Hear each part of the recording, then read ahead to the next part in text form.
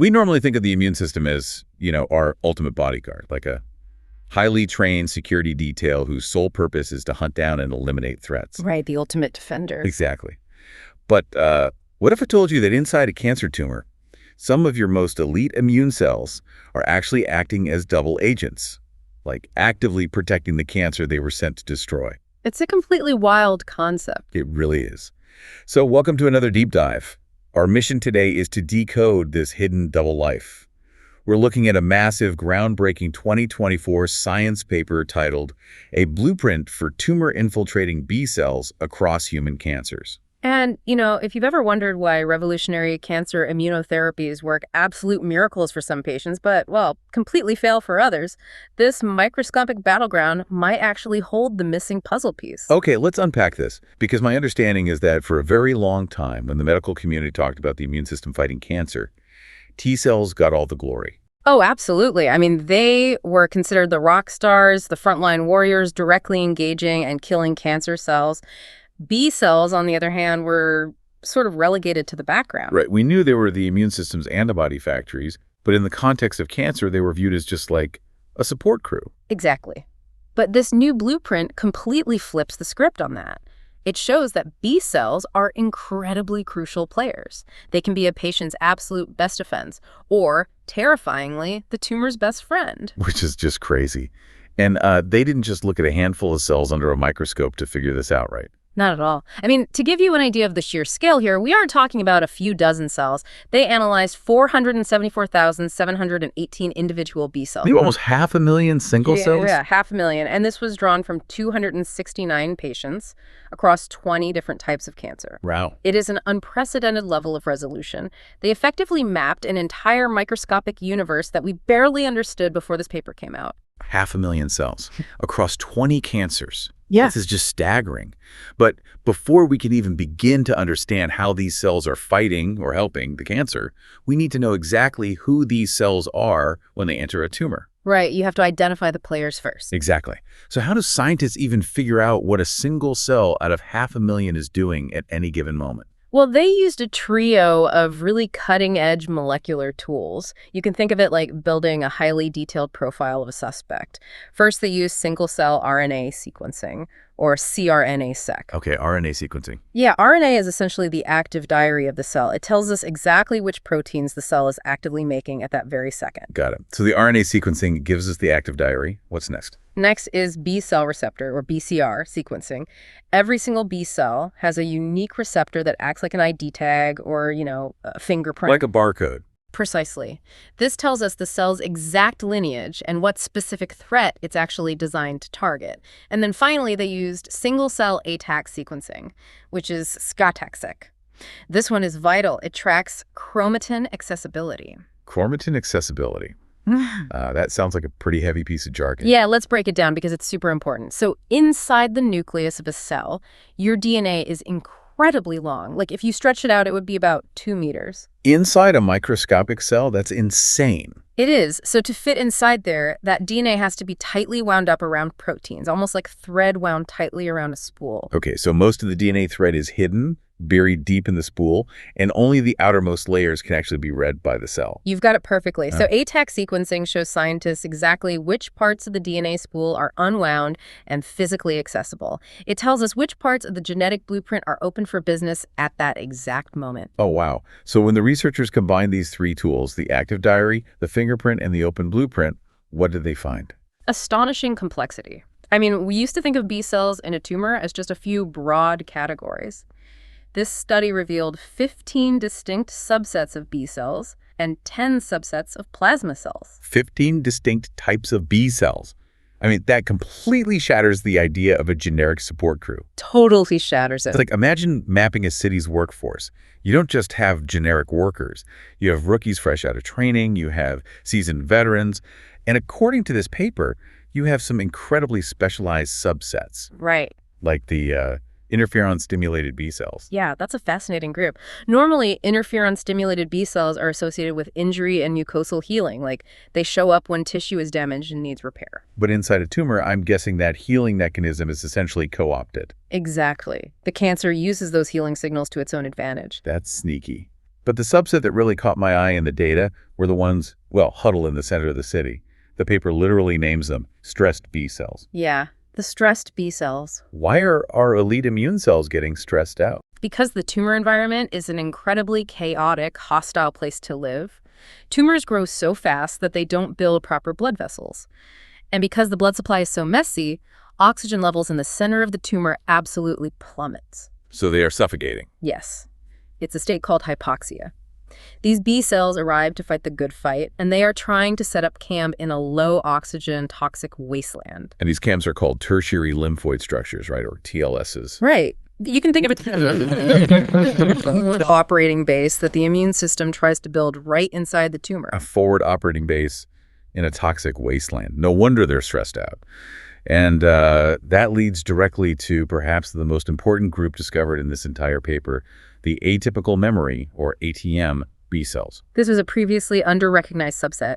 They express all these genetic markers for stress and activation, but they completely lack traditional memory markers. So it's like they're stuck in this hyper-alert, exhausted state. Exactly. They are exhausted. Okay, I want to do a quick mini recap here for you listening, just to lock this in. So bullet point 1. B cells in tumors are highly diverse. There are 15 distinct subsets. Right. Bullet point 2. The tumor environment forces many of these cells into highly unusual states, like the stressed or atypical memory B cells we just talked about. Perfect summary. Which leaves you with a question to ponder. Have you ever considered that the immune cells meant to protect you might actually be getting exhausted and stressed out by the very environment they're trying to fix? It's definitely a sobering thought, but now that we know who these cells are, we have to look at what they're actually trying to achieve. Right, their ultimate destiny. Yes. The destiny for a B cell is to become an antibody-secreting cell, or an ASC. That's the factory that pumps out the antibodies to tag and neutralize the cancer. But the sources reveal they don't all take the same road to get there, do they? Like, there are two radically different independent pathways to become an antibody factory. Correct. The first pathway is the canonical germinal center, or GC pathway. Canonical, meaning the standard traditional route. Right. This is the rigorous school for B cells. It happens inside those mature tertiary lymphoid structures, the fully built, well-organized, immune-forward operating bases. Okay. B cells that go through this traditional school come out highly trained. They produce high-affinity anti-tumor antibodies. This is the protective path. This is what we want. But then there's the second path. Yeah. The alternative extrafollicular, or EF, pathway. And reading through the paper, this sounds like the rogue street-smart shortcut. It is a massive shortcut. The EF pathway happens outside the germinal center, usually in immature, half-built TLSs. And the primary cells driving this rogue pathway. Those exhausted, stressed-out ATM B cells we just talked about. Ah, okay. And the data on this is incredibly specific when it comes to different types of cancer, right? Right. It seems like cancers actually pick favorites between the traditional school and the rogue shortcut. The preference is actually stark. The data shows that colon and thyroid cancers heavily prefer the traditional protective GC path. But liver, pancreatic, and head and neck cancers are absolutely dominated by the rogue EF path. Ovarian cancer shows about an equal mix of both. I don't get that. Why would a liver tumor force the immune system to take the rogue shortcut, while a colon tumor allows the traditional path? Does the cancer somehow, know which one is better for its survival? Well, it's less about the cancer knowing and more about the state of the immune infrastructure in that specific tissue. What's fascinating here is that these two pathways perfectly mirror whether the immune system has successfully built its camps. The TLS forward operating bases. Right. If the immune system manages to build mature, fully functioning TLS bases, which happens more easily in colon cancer, the cells take the traditional GC path. Makes sense. But if the environment is so hostile that the infrastructure is stuck in an incomplete, chaotic state like in liver cancer, the cells are forced to bypass the school and take the rogue EF shortcut. Okay, time for another quick bullet recap. So bullet 1, B cells mature into antibody factories via two routes, the traditional germinal center path or the rogue extrafollicular path. Yeah. Bullet 2. Different cancer types lean heavily toward one path over the other based on their infrastructure. Exactly. So if your immune system is forced to bypass its normal training grounds and take a shortcut to fight a tumor, what consequences might that have on the quality of its defense? And that question leads us directly to the darkest twist in the entire paper. The double agents. Yes. When B cells take that rogue EF pathway driven by those atypical memory cells, they don't just produce weaker antibodies, they actively protect the tumor. Let's really dig into this because this blew my mind. The researchers note that these ATM-B cells exhibit an exhausted and bystander phenotype. But, bystander makes it sound like they just stand around doing nothing while the cancer grows. Bystander is almost too mild of a word here. They aren't just passive.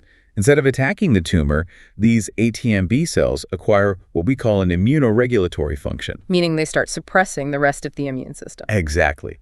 First, they secrete a cytokine called IL-10. Okay, IL-10. Think of a cytokine as a chemical text message sent between cells. And IL-10 is basically a message that says, calm down, stop attacking. It's a chemical chill pill for the immune system. A very potent chill pill. But they don't stop there. They also start expressing immune checkpoints on their surface, specifically PD-1 and CTLA-4. Okay, let's explain, I'm 5, what a checkpoint is, because this comes up in cancer commercials all the time. Sure. So normally your immune system has natural brakes built in to stop it from going into overdrive and attacking your own healthy organ. Right, to prevent autoimmune diseases. Exactly. PD-1 and CTLA-4 are the brake pedals.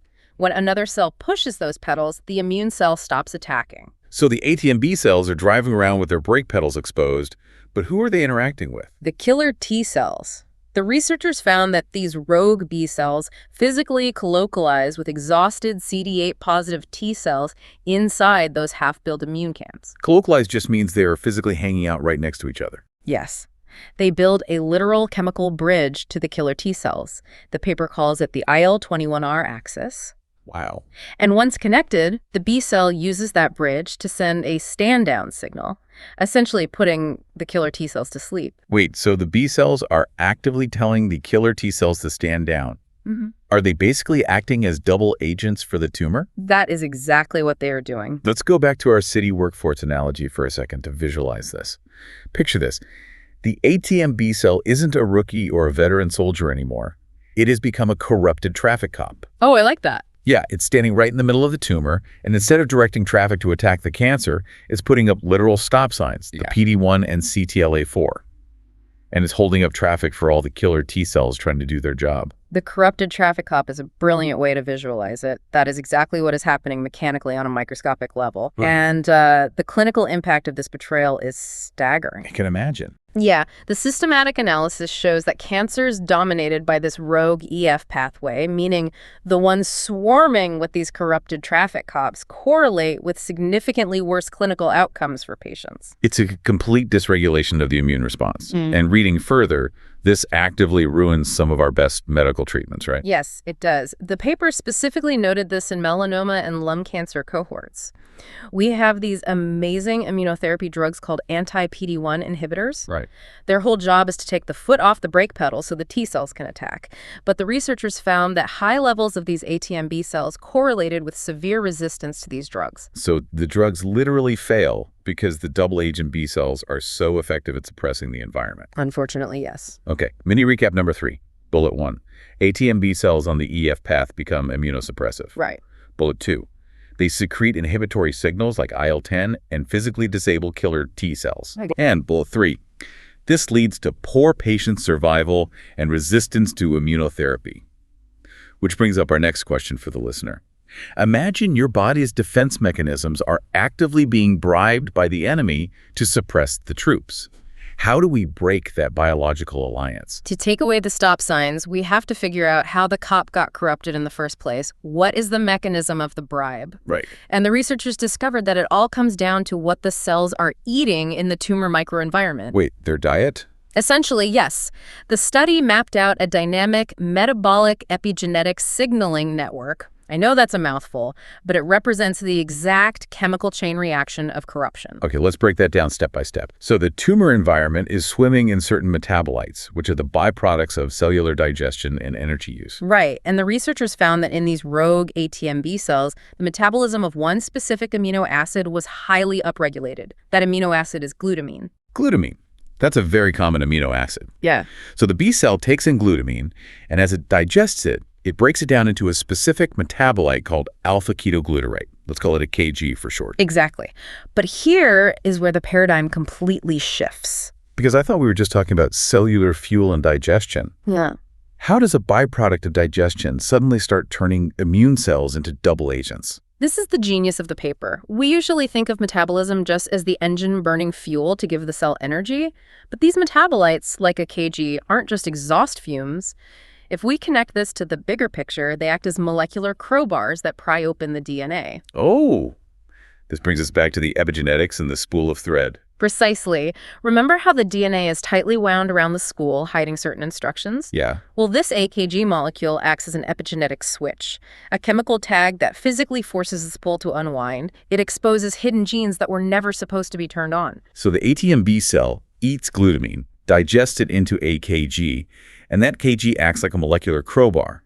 It goes into the nucleus, unwinds the DNA, and physically increases the expression of specific transcription factors. The paper mentions two specifically, right? TBET and BATF. Yes, TBET and BATF, they're like master switches that dictate the cell's behavior.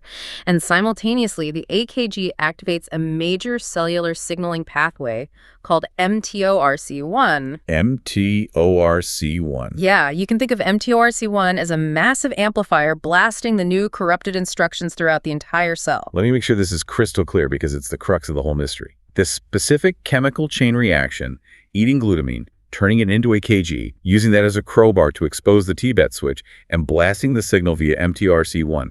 That is the exact mechanism that rewires the B cell's fate. That's it? It forces it to abandon the traditional germinal center pathway and become a corrupted traffic cop. That is the exact mechanism. The local metabolic diet of the cell completely rewrites its genetic identity. Final mini recap before we land this plane. Bullet 1. Tumor metabolism directly controls immune cell genetics. Right. Bullet 2. Glutamine is converted into alpha-ketoglutarate, or AKG. Yep. And bullet 3. AKG reprograms the B cell via mTORC1 and TBET to become a pro-tumor ATM B cell. Yeah. So, if what an immune cell eats determines whether it fights for you or against you, could we literally alter the tumor's diet to starve out this bad behavior? And that brings us to the ultimate so what of this entire 474,000 cell blueprint. Because mapping these metabolic pathways fundamentally changes the future of cancer treatment. Right now, traditional therapies can be pretty blunt instruments. Like, if B cells are acting badly and suppressing the T cells, the old approach might be to just carpet bomb the immune system, wipe out all the B cells so they stop interfering. But if you wipe out all the B cells, you also wipe out the good ones, taking the traditional pathway, making those high-affinity antibodies. You weaken the patient immensely. Wait, that's terrible. Yeah, but the researchers conclude that this new blueprint allows for absolute precision targeting. Because they proved that these metabolic epigenetic networks are, quote, remarkably flexible. The corruption isn't permanent. Exactly. It is reversible. Scientists could potentially develop drugs that specifically target the glutamine metabolism of just the ATMB cells. Oh, wow. So if you block their ability to process glutamine into AKG, you take away the molecular crowbar, the DNA spools back up, the TBET switch gets hidden again, and the cell forgets its corrupted instructions. You literally take the stop signs away from the traffic cop? You essentially reconfigure their fate. You flip the switch to turn them away from the harmful, rogue extrafollicular pathway and force them back toward the protective, traditional germinal center pathway. That's incredible. You restore the immune system's balance and let the killer T cells do their job, all without having to wipe out the cellular population. It represents a massive shift. I mean, we're moving from just trying to stimulate the immune system or carpet bombing it to actively reprogramming its infrastructure from the inside out. Understanding this complex ecosystem is the key to finally making immunotherapies work for those patients who, up until now, have been left behind because their own B cells were sabotaging the treatment. So what does this all mean for you? It means the tumor microenvironment isn't a static lump of bad tissue. It's a dynamic, breathing ecosystem where microscopic battles are being fought and where cells are constantly changing sides based on the metabolic environment around them. It's a constant tug of war. It really is. And I want to leave you with a final provocative thought built on this incredible research. We've just seen that the local metabolic environment of a tumor, microscopic levels of an amino acid like glutamine, and a digestive byproduct like alpha-ketoglutarate can completely flip an elite immune defender into a traitorous double agent. Right. It raises a profound question to explore on your own. How much might our broader systemic metabolic state Our overall diet, our metabolic health, things like diabetes or obesity, influence the microscopic battles happening inside our bodies every single day.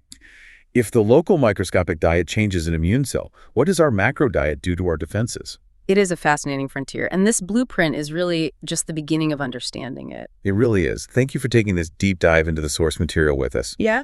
Keep questioning the unseen mechanisms, because that's where the most life-changing discoveries are hiding.